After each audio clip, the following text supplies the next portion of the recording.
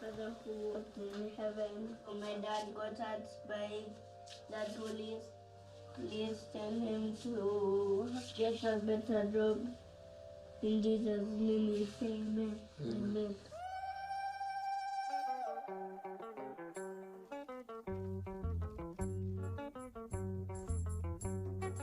Kenya has been ranked dismally as one of the most corrupt countries in the world. MP. You have a right. You have a right. Yes, I know. Boniface Mwangi, folks. This young man is, one word, fearless. Why are you arresting me? Why are you arresting me? What have I done? What have I done? Where are you going? Going to topple the government. I can only imagine how scared I'd be seeing my husband taken to the streets. Now he wants to try his hand at politics. What? My heart is made up that I'm going to vie. This is how you're telling it.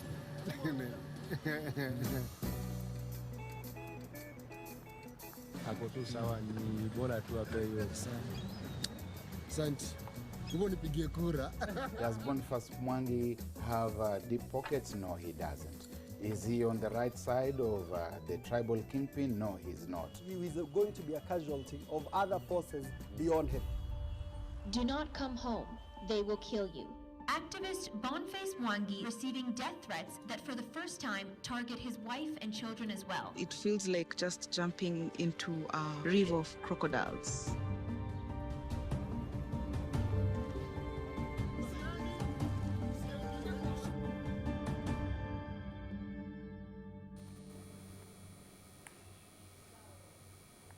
Good morning, it's time for 59 Minutes. I'm Levi Kones. That was a trailer from the film Softie. And joining me this morning is Boniface Mwangi, the man himself. Habari asubuhi. Nzuri sana. Chamge. That's the scope of your colleague. Yes, na Kongoi. Yes. That's good. So good to have you here, brother. Asante sana. Yeah. This film has gotten some great reviews, and yeah, there's even talk about the Oscars. Tell us, in terms of the accolades you've gotten. Yes. So far.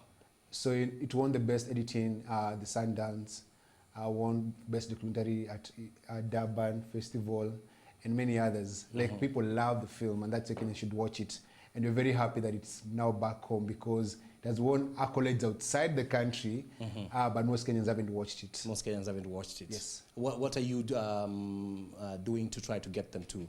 So the challenges we have, first, the theaters were closed for a long time because of COVID. Now the theaters are open, but people are afraid of going to theaters because of COVID. But there's no real harm of going to a theater, because if you have a mask and there's social distancing in the theaters, you're even safer there than anywhere else. You'll be able to see it. The second challenge we have is that Ezekiel Mutua rated our film 18 years and above, adults only, which is actually an unfair classification, because the film, yes, it has a bit of violence and a bit of foul language, but the violence is by the police. The blood and the guns you see there are real. It's what you watch every day on news. Jioni ukiangalia Cast TV, when there's a protest or there's a riot somewhere, the police come with guns and they kill people.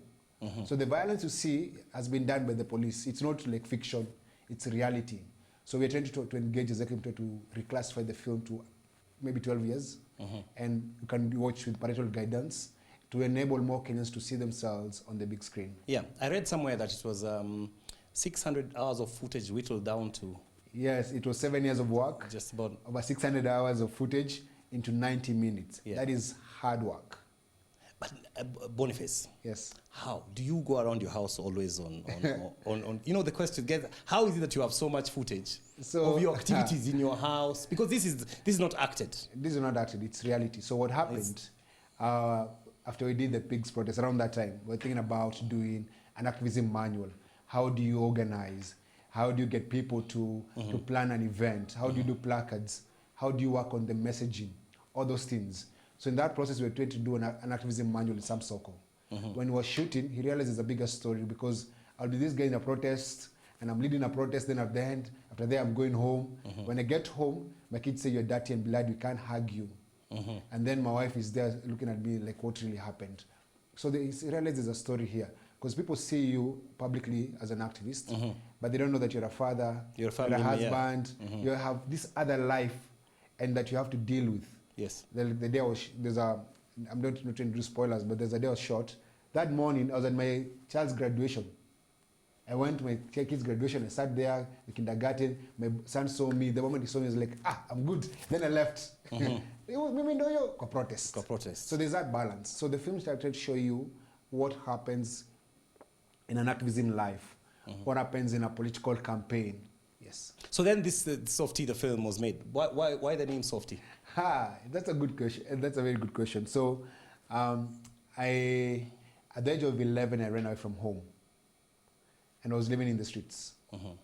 I was arrested and taken to the children's court. And I was jailed for 7 years. When I was jailed for 7 years, I was committed to approved school. When I went to approved school, my crime was it was vagrancy. I was just in the streets.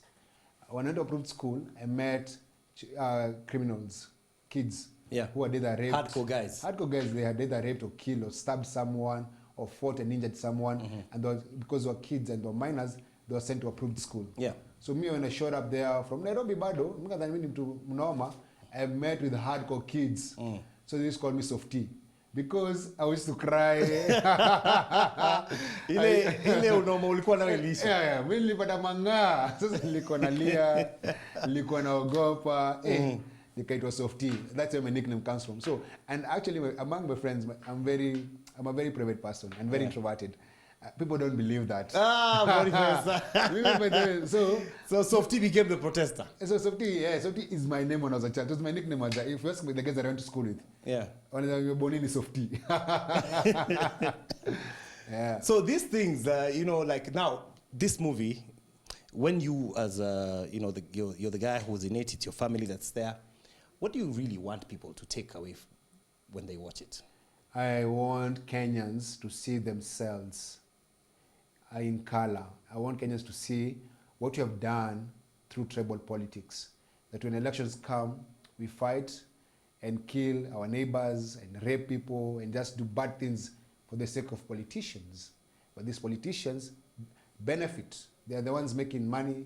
They're the ones benefiting from the bloodshed by us who are very foolish when we fight for them. The other thing I want Kenyans to see is how voters behave around a political candidate. I was vying for MP Starehe, and everywhere I went, I was trying to share ideas and sell a manifesto and my vision for Starehe. But every person that I met in those areas, or they were looking at me is, Ngonya, pesa, pesa, pesa. Everyone is money. I'm like, no, so you listen to what I want to do for Starehe. They're like, no. Come on, pesa, we talk hapa. So I want Kenyans to see how they behave.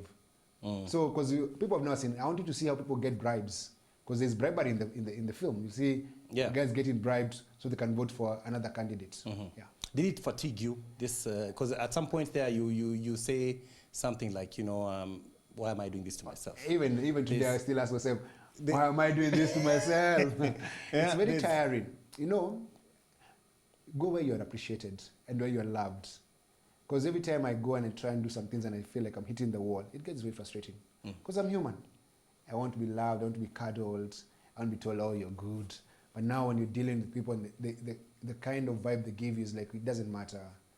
Like, you feel like you're just hitting the wall. So it does I get fatigued, I get tired. Yeah, and I hope that I will not get jaded like many Kenyans. Yeah, one of the things you talk about is, the post-election violence and how it affected you. Yes. And I just, I just want to ask you, you were working then as a photojournalist for a media house. Yes. Exactly, and then you ended up taking all these pictures. How did it affect you when you went home, really? What really... So for a while, for a long while, I couldn't cut red meat. Because I'd seen a lot of people who had panga cuts, machete cuts, and a lot of blown up brains and blown up wombs, stomachs. So there was a lot of bloody things that I'd seen. And so I couldn't stand red meat. Or I could eat it, but I could not cut meat or go to a butchery. I stopped going to church. I was like, how did God allow kids to die and they did not do anything? I cried a lot. I had nightmares. I was suicidal. I was just a pain to be around. Because I was just dealing, and when you have psychological problems, they're all internal. So your body looks fine. If I look at you, you're fine. But internally, there's so many things raging war that you don't know what to do because it's mental. Yeah. What you feel is really traumatic. Yeah, it's trauma, man. It's PTSD. Yeah. It's post-traumatic stress disorder. You just have it there in there. When you went back to work, did you ever seek counseling? Did they ever tell you? No counseling. Was there any debriefing? Like, look, what did you see out there? And I think we need to discuss that there's no counseling and debrief for journalists and even police officers for what they see. So me, I went back to work, and then now the trauma that I got was the one me being told to cover politicians. It gave me problems. Problems, man. And that's why a year later when I quit my job, the first person that I heckled was the president. I could not stand politicians. I was like, you guys made us fight. People died, people suffered, people were displaced, and you're enjoying the fruits of that fight, and you're forgotten the IDPs. Yeah. And yet, why did you desire to get into it? Because, you know, people say, so-and-so was good until they became an MP. So why did I want to become a politician? And weren't you worried and I know when that you say, it would... And I know when you say so-and-so, you mean Muhammad Ali, who's a friend of mine.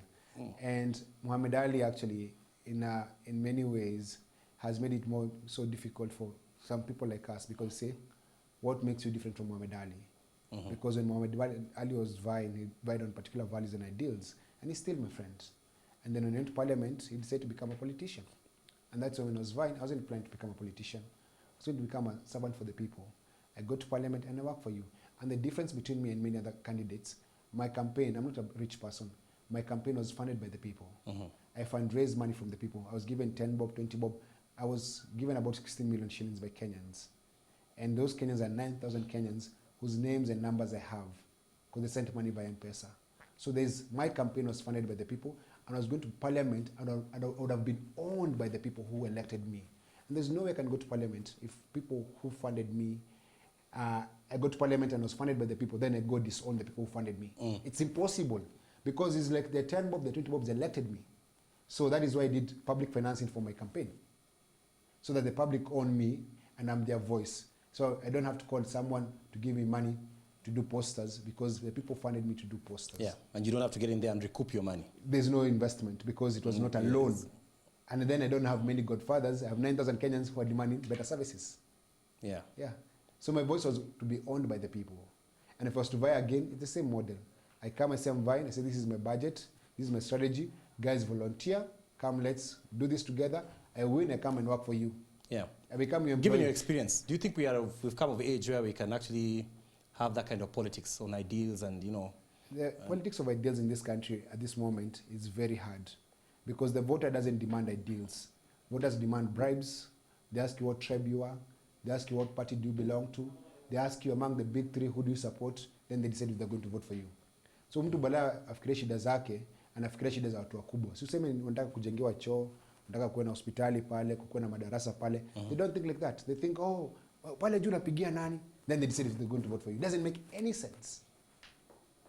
It's sad, isn't it? It's very sad, bro. It's very sad. It's very sad. It's even sad for our kids because our kids don't speak vernacular. Like my kids don't even know Kikuyu. I have a niece. She's 13. She went and asked her mother, what tribe I am? What tribe am I? Because she doesn't speak. There's no other language speaking in the house is English and Kiswahili. And she never sees people talking in any other language. So she was like, what tribe I am? Because she doesn't know. Now if she told she's Kikuyu, she doesn't even speak Kikuyu. It doesn't even help her. And you didn't even want to give your kids traditional names? My kids, I did not give them Kenyan names. I didn't give them like Kikuyu names. So I gave my firstborn Simpewe, which is a Zulu name for blessing. I gave my daughter an Arabic name, Naila, which means successful. I gave my lastborn a Luo name, Mboya, after Tom Mboya. Boniface, na ikuleta shida. Boy and Edo. As in those problems. But you see, if I'm going to be a revolutionary in the streets, I have to be a revolutionary at home as well. You have to start in the house. Yes. Because even your trailer there says, you tell your son that you're going to topple the government. I've always wanted to topple this government, but it doesn't have not succeeded yet. Maybe I'll topple BBI. Maybe you'll topple. I want to come to BBI, but I want to ask you, with your kids and your family. Yes. How How was it like for them to see themselves now on a movie, see some of their most intimate moments on screen? I think now they know what we do. They kind of understand. So, because, you know, protests are far and in between. And so I go for a protest, I come back, and maybe I'm injured, so they see that. But on the bigger picture of the entire story is that they understand what daddy and mommy do, and they understand where I was when I was not with them. And they're very proud of themselves. I think one of the proudest things my wife and I can say we have done, we have incredible kids. They're very intelligent, they're very respectful, and they know that what we're involved in is bigger than ourselves. So they get the why. My firstborn, the 13-year-old, gets the why. Maybe the other one is 10 and 9. They really don't get the why, but the 13-year-old is not a teenager. He has an idea. It's, you know, the fight for country is such a big, huge thing. So you have to explain to them, for example, you tell them, you see now, like there's on Langata Road, because we live in Langata. On Langata Road, there's Langata Primary School. Yes. So there's a big sign that says, this land belongs to Langata Primary School. So I tell them, you see this sign here, before it was there, someone was trying to come and build a parking here. But daddy and his friends came and told that guy to stop. They were tear gassed, but the kids were not, the kids have a playground. That's what daddy does. When there's a big, big bully, daddy and his friends come and stop the big bully. What an interesting way of picturing it. We're going to take a quick break on that note. We'll be right back. We're talking about Softie, the film, with Boniface Mwangi right here on 59 Minutes. We'll be back after these messages.